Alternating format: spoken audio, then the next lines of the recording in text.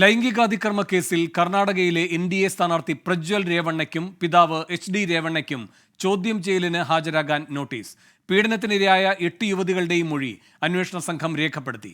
കേസെടുത്തതിന് പിന്നാലെ പ്രജ്വൽ രേവണ്ണ രാജ്യം വിട്ടിരുന്നു. അരുൺ പൂപ്പറമ്പ ബംഗളൂരുവിൽ നിന്ന് കൂടുതൽ വിവരങ്ങളുമായി ചേരുന്നു. അരുൺ, ഈ 8 പേർ മാത്രമാണോ ഇപ്പോൾ പരാതിക്കാർ? കൂടുതൽ പേർ പരാതിക്കാരായി വരാനുള്ള സാധ്യത എത്രത്തോളം? എന്തൊക്കെയാണ് പോലീസിന്റെ നടപടികൾ?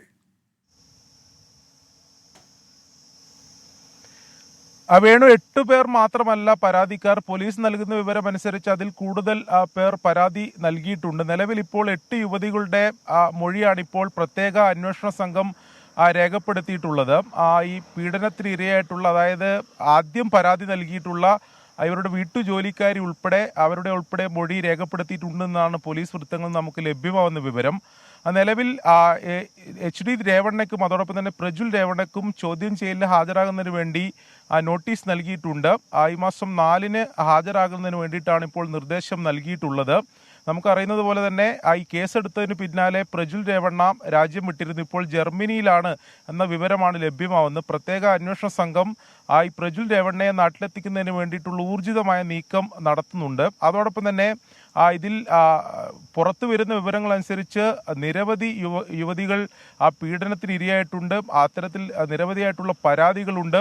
ഈ പെൺഡ്രൈവിൽ തന്നെ 3000-ഓളം ദൃശ്യങ്ങളുണ്ട്. 200-ലധികം ഈ സ്ത്രീകൾ ഇത്തരത്തിൽ പീഡനത്തിനിരയായിട്ടുണ്ടെന്നുള്ള ഉൾപ്പെടെയുള്ള വിവരങ്ങളുണ്ട്.